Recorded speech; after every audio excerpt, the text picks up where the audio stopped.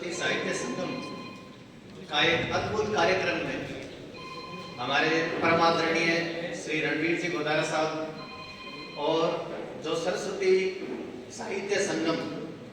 इस संस्था के द्वारा जो सम्मानित आज के जितने भी यहाँ पर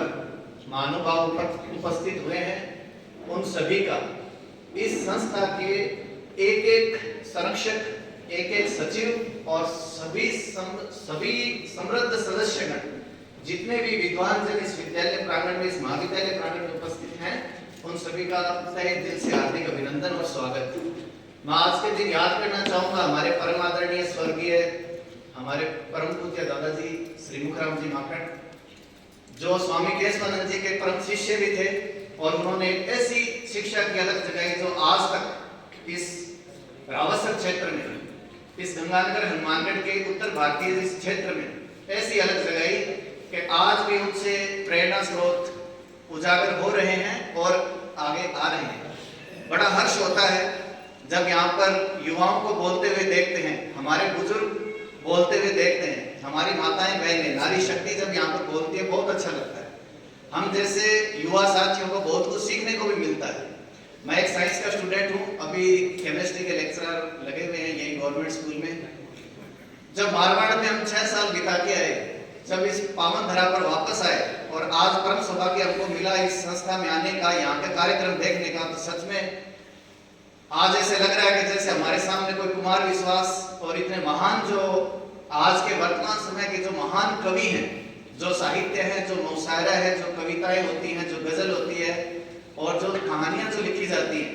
एक साहित्यकार की रचना को जब हम प्रत्यक्ष देखते हैं, ऐसा देखने का अनुभव मिलना अपने आप में एक सच में कोई मां सरस्वती भगवती की कृपा ही है।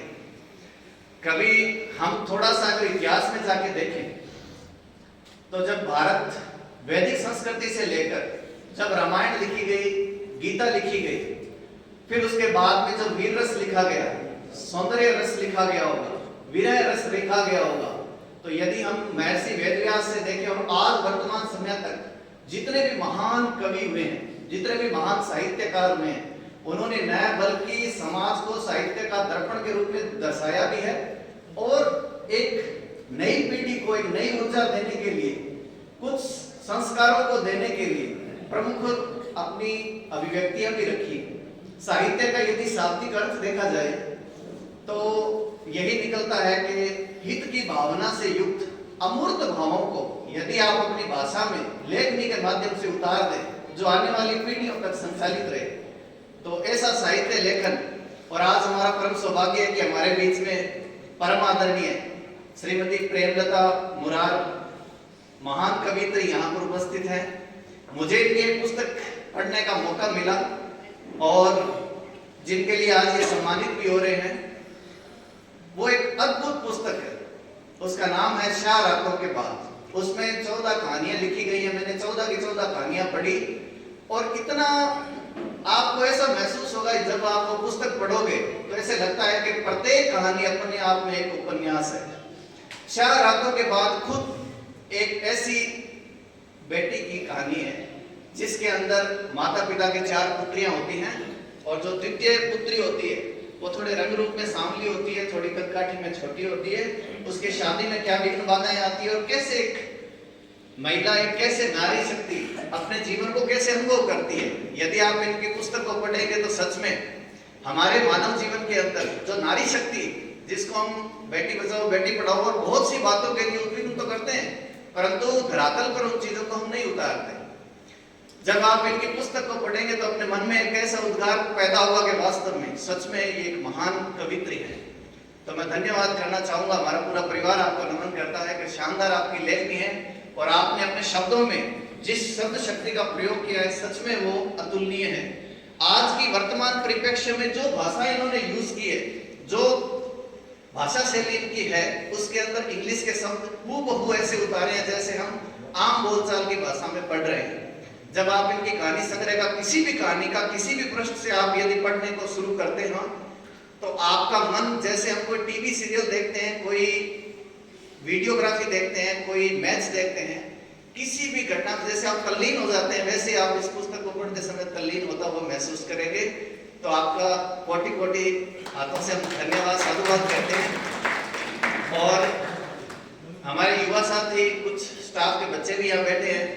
हालांकि कल आकस्मिक अवकाश था और आज एक परीक्षा भी है, तो उस चक्कर में आज यहाँ पे हमारी संख्या कम है। परंतु सच में एक ऐसा अद्भुत कार्यक्रम रावत सर की धरती पे होना हमारे लिए परम सौभाग्य की बात है। इस मंच से जब हम प्रेमलता जी को देखते हैं तो हमको याद आती है यहाँ की रानी साहब श्रीमती लक्ष्मी कुमारी चुंडावत जी, जो मेवाड़ में जन्मी थी, देवगढ़ में, और यहाँ बहू बन के, बेटी बन के इस धरातल पे आई। और उन्होंने ऐसी ऐसी राजस्थानी के अंदर ऐसी ऐसी कृतियां लिखी जो सदियों तक हम उनको याद करते रहेंगे। हमारी बेटियां इनसे प्रेरणा ले, जीवन में आगे बढ़े और कुछ ऐसा कर जाए कि आपका नाम अमर हो जाए। हम आपके स्वस्थ स्वास्थ्य की, उज्जवल भविष्य की हमेशा मंगल कामना करते रहेंगे। और हम दुआ करते हैं कि विश्व के अंदर जितने भी, चाहे वो नोबेल प्राइज ही क्यों ना हो साहित्य के क्षेत्र में, चाहे मान बुकर पुरस्कार हो, चाहे साहित्य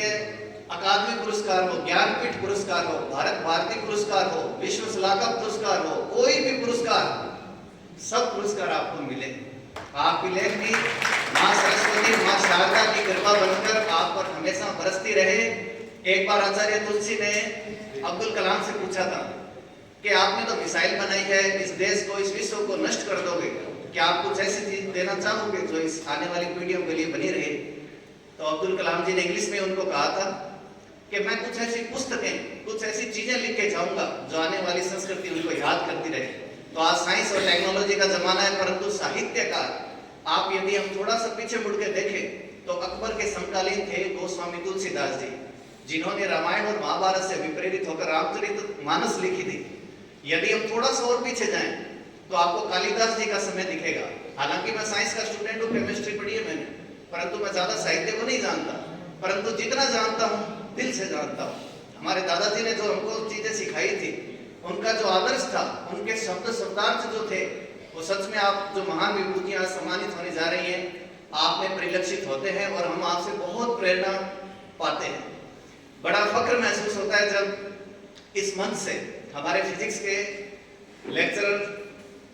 स्वामी सर बहुत शानदार बोलते हैं और एक एक इस पावन धरा पर जब इतने महान लोग उपस्थित हों तो सच में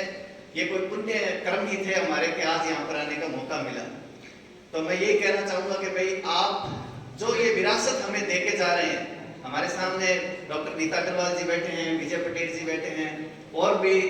मैं बिल्कुल छोटा सा बच्चा था जब गोदी में था ना, तब से मैं एक चीज जानता हूँ, एक ऐसा सरदार जो वास्तव में बड़े मजे हंसाते थे हमको। हमारे सामने रूप सिंह जी राजपुरी जी बैठे हैं और श्रीमान रंगलाल जी हमारे गुरुदेव, और ऐसे ऐसे महान लोग, मैं शायद उनके शब्द भी उनके लिए कहते हैं ना कि सूर्य को दीपक क्या रोशन करेगा, परंतु सच में आप लोग इतने महान हो और आज इस मंच पर आके दो शब्द कहने का मौका मिला, सच में गदगद हो गए, कृतार्थ हो गए। अब दो शब्द मैं कहना चाहूंगा परमादरणीय प्रेमलता जी के लिए कि सच में आपको देखा तो ये कुछ वाक्य ऐसे निकल के आते हैं कि कुछ कर गुजरने के लिए मौसम नहीं मन चाहिए, कुछ कर गुजरने के लिए मौसम नहीं मन चाहिए, साधन सभी जुट जाएंगे, केवल संकल्प का धन चाहिए। आप लोगों ने अपना कोई राजकीय कार्य, निजी कार्य के साथ साथ जो समय का सदुपयोग करके आपने जो ये महान कार्य किए हैं, सच में ग्रेट वर्क है। गैलीलियो भी एक छोटा सा